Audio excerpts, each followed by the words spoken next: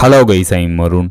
பனி பிரதேசமான Antarctica கான்டினென்ட்ல எரிமலைகளை scientist கண்டுபிடிச்சிருக்காங்க. அதை பத்தி தான் நம்ம இப்போ பார்க்க போறோம். இந்த மாதிரி புது அப்டேட் நீங்க பார்க்கணும். மறக்காம இந்த சேனல் வந்து சப்ஸ்கிரைப் பண்ணுங்க. இப்போ வாங்க டீட்டெயில்டா பார்ப்போம். சைனீஸ் சயின்டிஸ்ட் தலைமையிலான இன்டர்நேஷனல் டீம் அண்டார்டிகா கான்டினென்ட்ல பனிக்கு அடியில 207 ஜெயண்ட் வேல்கனோவை கண்டுபிடிச்சிருக்காங்க. கண்டுபிடிச்சது மட்டும் இல்லாம அண்டார்டிகாவின் பனிக்கு அடியில உள்ள 207 ஜெயண்ட் வேல்கனோ, அதோட லொகேஷன், அதோட சைஸ், அதோட தன்மை ஆகியவற்றை டிஜிட்டல் டாக்குமெண்ட் பண்ணிருக்காங்க. அந்த டிஜிட்டல் டாக்குமெண்ட்டுக்கு அண்டார்டிகா சப் கிளேஷியல்ஸ் வேல்கனோஸ் 2025 அப்படின்ட்டு நியமிச்சிருக்காங்க.